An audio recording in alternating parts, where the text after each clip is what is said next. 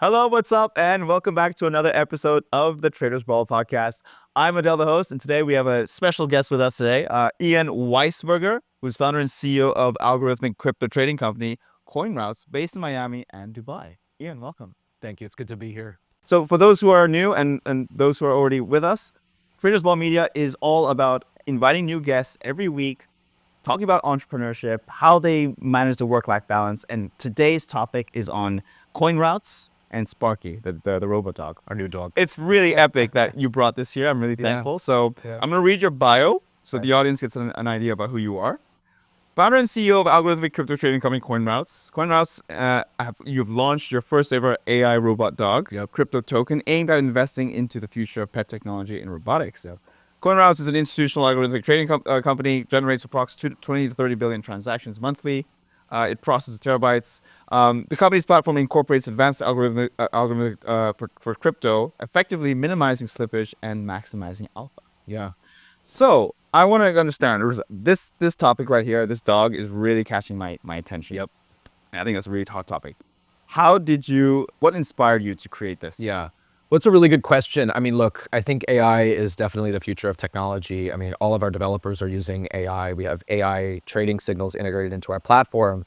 And most recently, we integrated this conversational AI technology for our trading platform to help people trade. And we realized, wait, why does AI only have to exist in the virtual world, where you're emailing it and talking to it on the phone? Why can't we bring AI into the real world? And so that was kind of our inspiration for the Sparky project. And ultimately, it's something where we can bring this thing to conferences and it can talk to people about our product and kind of help us promote. So he's kind of the new CoinRoutes mascot. And so that's why we brought him here today. Really cool. I'm going to try and say some commands and hopefully the dog responds. So Sparky, show me love. Whoa. He's literally drawing a heart. Yeah. That's really cool. Sparky, shake hands. Oh, wow. Can I touch it? Yeah. Sparky, pounce. Oh my God, it's going to hit you. Whoa, whoa, whoa, whoa. Wow. Well, he has LiDAR, so he won't typically won't hit actually- people. We had a small incident with an influencer the other day, but, he's mostly safe. Okay, nice. Yeah. Has he got like a way of knowing what distance to maintain? Yeah, so he has 360 LiDAR sensors, a couple other sensors. Really, the reason why we started this project is we're building software for him to talk to people and interact with people in the real world. He has a bunch of kind of advanced compute capabilities built in. I'm here. He's still Talks as well. he's had brain surgery the other day, so yeah, we'll have some more updates for you guys soon. But yeah, I mean, we're getting him ready to kind of talk to people and be our mascot for the company. Wonderful. So, yeah. Wonderful. Yeah. Okay. Maybe we can turn it off. Yeah. Sparky, can you go? Can you leave? That way? This is epic. So, I want to know more about Sparky. It's caught my attention. Is this for sale? Is this something you want to sell? Yeah, so we basically launched a token. It's called the Sparky token. And the idea of this is very similar to kind of some of the tokens under AI16Z, like the Elisa token, where we're building a community and bringing in other developers.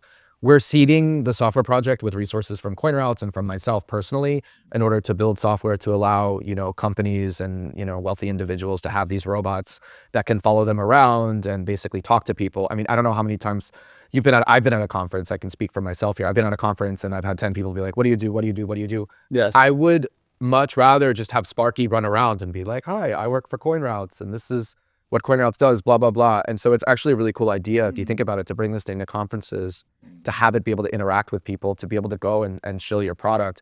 That's really what we're doing. It's a very new project and we're not there yet, but we anticipate this project getting there. Wonderful. Yeah. Question, side question here. If you bring this on an aircraft, will you get stopped? It's actually a problem. We thought about it. So technically, no, but the problem is the battery. It's very large and it's way past the FAA standards. So what I've actually done is purchased a couple batteries in different places. And, Sparky's first international trip is coming up and I guess we'll see what happens. Okay, wonderful, wonderful. Now let's dive into CoinRoutes. So it's algorithmic trading. You facilitate algorithmic trading. Yeah. Initially, it was for hedge funds. Yeah. But you're providing a pathway for retailers to use this. Is that right? Yeah, exactly. I mean, look, we've been in business for 7 years. We've grown. We're 40 people globally and growing pretty rapidly. So what we do is we provide tools for hedge funds and brokers to be able to trade large orders, to be able to execute strategies like arbitrage. And now what we've done is we've kind of opened that up to long tail, like pro tail users. So we're giving kind of individual traders, if they turn over enough, the same tools that the largest institutions would previously have. Right, I see. And we're integrating, a bunch of different AI technologies. So a lot of big funds would basically call up their trader at a trading desk and be like, hey, can you execute this order for me? And then there would physically be a person there to do that.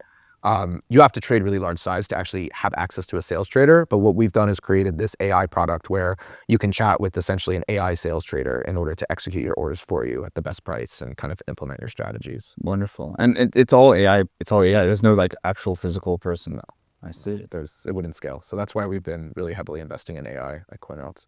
Speaking about slippage, is slippage the enemy? Because I'm curious to know how CoinRoutes is revolutionizing like order execution in a space like crypto. Yeah, I mean, so when you trade the larger names, obviously you have, like if you're trading Bitcoin, you have to trade millions of dollars to really move the price. But it actually matters a lot more on the lower liquidity names. Like if you're trading a kind of small cap name, you have to be really careful about how much you're trading into the market at any one point in time. And so what our algorithms allow you to do is you just place an order. It doesn't matter how large it is, doesn't matter how small of a coin it is, and it will optimally break it up into slices and place them into the market, typically as passive orders, so you're not moving the price. So that's kind of our core innovation. That's our kind of bread and butter. On top of that, we've built other tools like our spread algorithm that allows you to, buy an instrument and sell it at the same time, kind of doing pairs type trading, so you can trade baskets and whatnot. Understood. Oh, wow, that's really cool. Now, will this create any tension with institutions? Say a competition, or can institutions maybe partner up with you on this? Yeah, I mean, look, we have some of the largest players in crypto using our trading technology. I think you've seen a lot of different institutional players kind of go all in on AI. Even Bloomberg has their large language model for fintech. I think AI is the future, and the largest institutions know this. Right, exactly. Yeah. So you see possibilities for collaboration. Oh yeah, of course. Right. Yeah. I think as this technology advances, the institutions will be able to use it, but at the end of the day, there's longer cycles for them to be able to accept things. So the first users of this are typically retail individual traders or really small hedge funds with a couple people, basically. Right. Now going into DeFi, I wonder what your take is on whether you think it's a threat or an opportunity for institutional traders, because there tends to be a centralized way of institutional traders. Now DeFi is decentralized. What's your take on this? Well, I think it's interesting because you have this bifurcated market where individual traders want to use DeFi. They don't want to trust a counterparty, right, et cetera. But when you look about what centralized exchanges are really providing, they're providing credit and leverage. And so it's really hard. Like you can get collateralized credit on DeFi. So let's say you put up $1 million of Bitcoin, of Solana, and then you can borrow whatever. Let's say you borrow 50% LTV, you borrow 500K. But when you look at centralized exchanges and centralized lenders, you can get basically uncollateralized credit lines or partially collateralized. So if I'm a big hedge fund, my counterparty, let's say it's, B2C2, Wintermute, whatever, these large institutional desks will just extend credit and will extend settlement credit. And so they prefer these counterparties because they can get better credit terms. Credit, right? Credit score. So it's really all about credit, I think, is kind of why. And there isn't a credit score system for crypto, is there? I think there's a couple different people implementing it, but at the end of the day, the credit efficiency isn't there for actually like borrowing the underlying assets. Obviously, you have perpetual exchanges like Hyperliquid and DYDX, and that's actually pretty good. And I think you are going to see a lot more institutional adoptions for kind of trading these synthetic names and just trading them on leverage. But when it comes to actually borrowing the underlying, they're going to continue to use these centralized counterparties. Right, I see. So I personally use an app called Nexo. You heard of it? Yeah. And they, the LTV, the loan to value, is about 50%, I think, collateralized. Right. I can only borrow up to that much. Right. Because that's based on it. But say if I've always paid back, that number still stays the same. Yeah, because it's a collateralized credit facility. But the large institutions, they have partially collateralized or uncollateralized loans from these counterparties. They'll say, okay, we know you. We know you, and they're going to give you much better credit terms, potentially at lower interest rates, depending on who you are. And that's I honestly think that the role of exchanges in this ecosystem is moving more and more towards providing credit and lending and less about actually providing the trading facilities. So to Bitcoin maxis out there who are all about DeFi and I don't trust others, but there are merits to using counterparties, right? And in exchange for providing your data, there's credit facilities that you get out of it. The score. And I mean, at the end of the day, there's still, even on whatever, like Aave on Ethereum and Drift and all these decentralized protocols, there's still people on the other side that are providing the capital to borrow, right? So like, you're dealing with counterparties, you're just going through this trustless intermediary, and you have more, like, there's less flexibility to getting preferential credit terms. But if you're a retail like user that can't necessarily access these amazing credit facilities, to you, it's better just to use DeFi because you're not getting any benefit from the centralized counterparties. No. So now getting into the rise of machines like AI, obviously coming into the space, AI crypto-based tokens, which is now what you're launching with Sparky. So Sparky, as I understand it, aims to bridge the gap between the real world and metaverse. Right? The real world and the virtual world. I mean, like we have ChatGPT on our phones, but it's not just like there in a way that a robot dog that can follow you around and figure out what's going on in the scene and know who's speaking, and be able to take notes for you and all that stuff. It's like more of a natural thing, I think, than the way we've interacted with AI until now.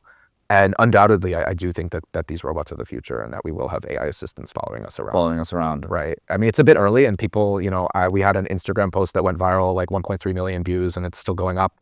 And people were like, this is never going to replace dogs. This is never going to replace people. Like, you're whatever. And I think it's really, I mean, in the last year, we've really seen the rise of AI. And I think people are just not prepared for what's going to happen then. No, I don't. The rise of AI, I mean, Elon Musk has said this multiple times, that we need to slow down AI. Digital twins are already being made without consent. Yeah, no, of course. But like, the way that I view it as kind of this crypto maxi is like, I don't want only the largest corporations to own this AI technology, right? I think that if we give people tools in a kind of, decentralized way to build their own AI robots, that can kind of do all these tasks, that's ultimately better than being stuck with, okay, we have the Tesla robot, we have Boston, whatever. We have these companies that are producing the hardware and software. I think ultimately what I would like to see happen is have kind of this open source movement, which you've seen. So Facebook released their Llama model, publicly. We're using that, and we're fine tuning it. We're using a couple of other models. I don't think that people should be like so reliant on these centralized models like ChatGPT. I mean, I think we should have access to tools. They probably won't be as good as the people that have put $100 billion into it. But like, my view is they don't have to be that good. They don't have to be as good. They just have to be workable and useful. And then that's still going to enable people to have access to this technology. Right. That's really interesting. I'm curious to know, because when it comes to making them, when it comes to the actual use cases of Sparky, you mentioned in a conference, Sparky can go around introducing what you do exactly on your behalf. Right.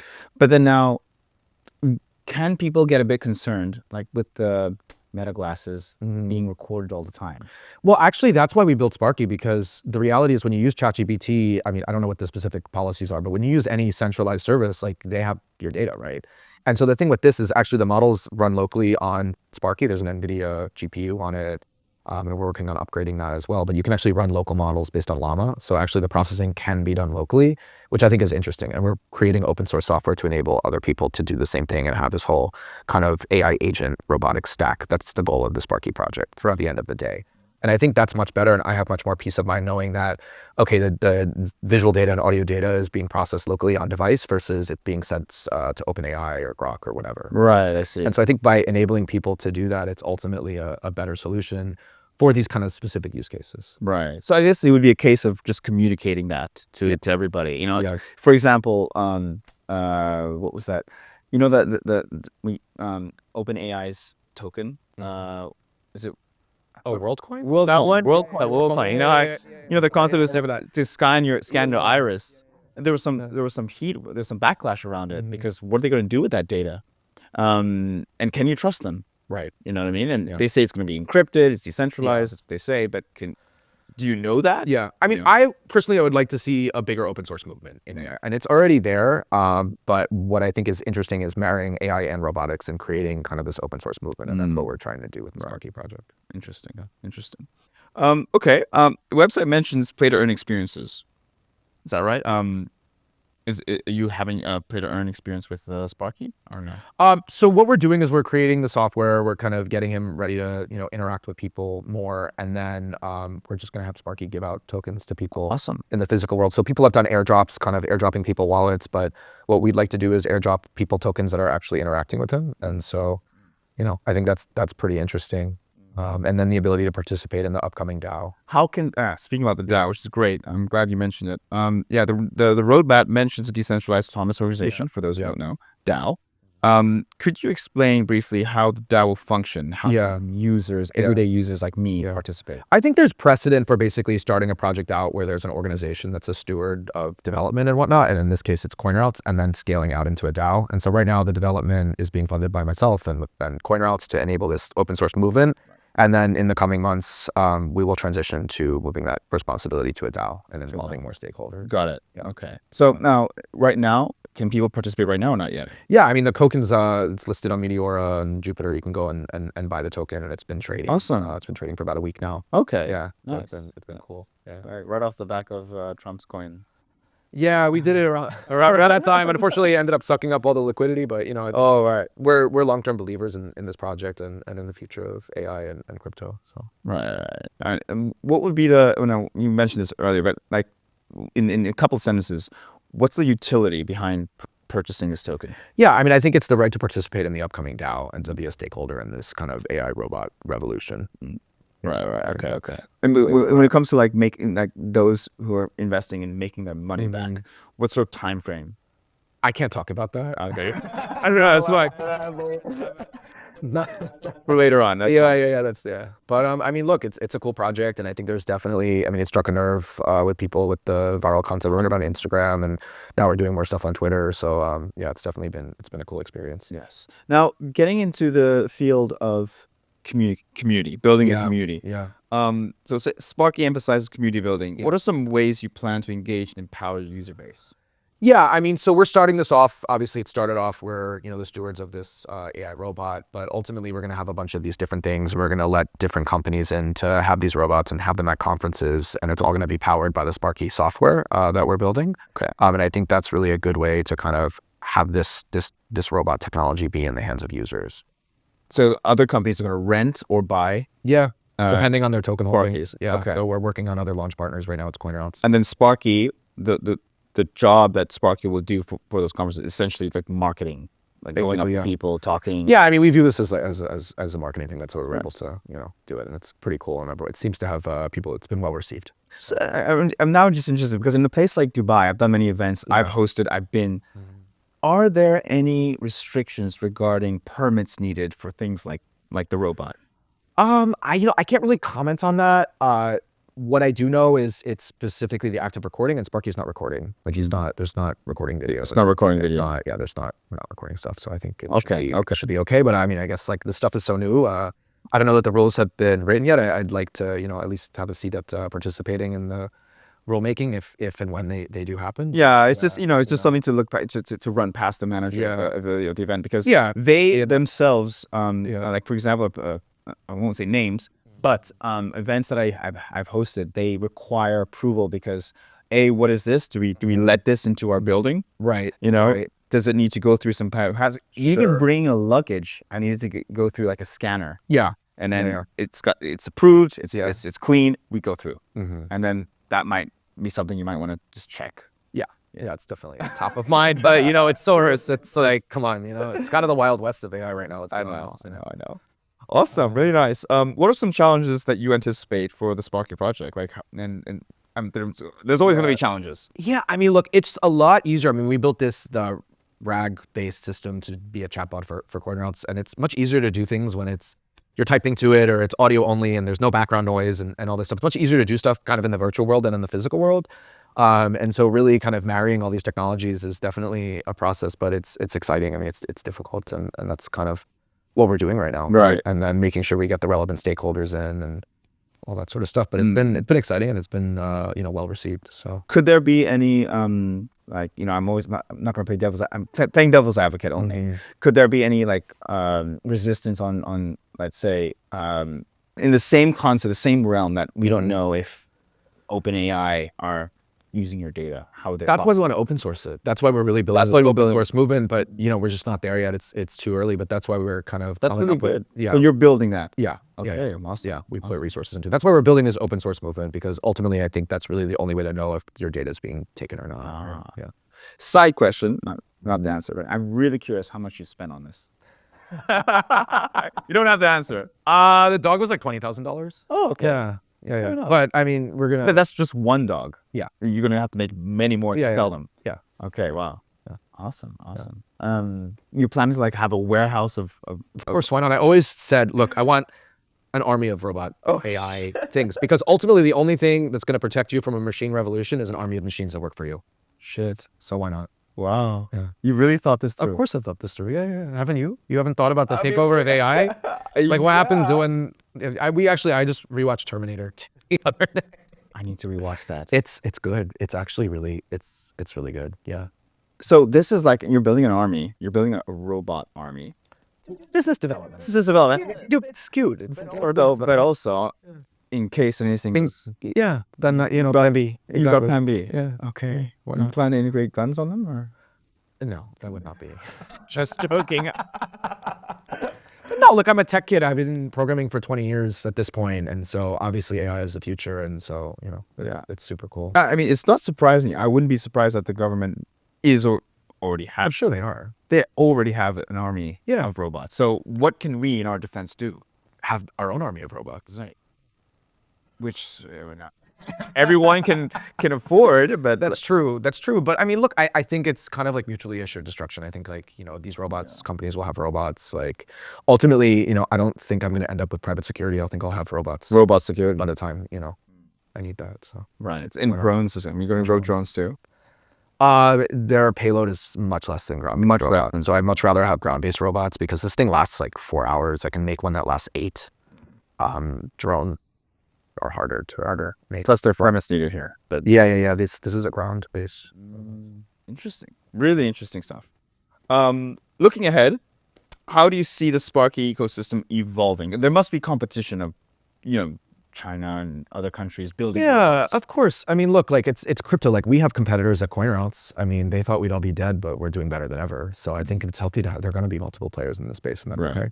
Right. You have a strategy in place to like make yours maybe more unique or more competitive that will make you stand out from these. Yeah, but ultimately, there's not going to be one player in this space. This is going to be a thing, and maybe we're a bit early, but it's fine. We can wait.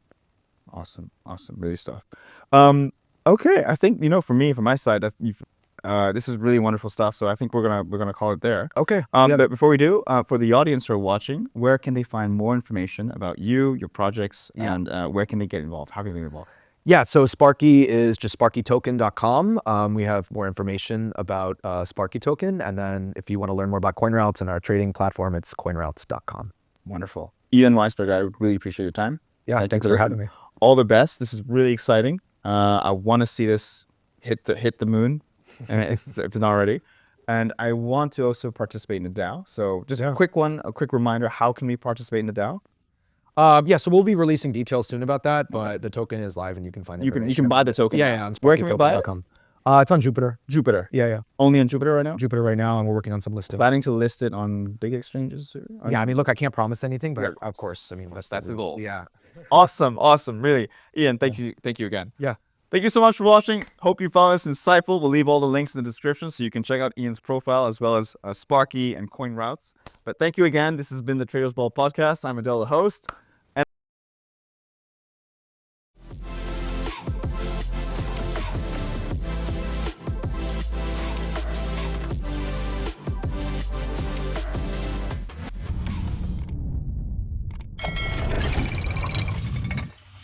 Web3.tv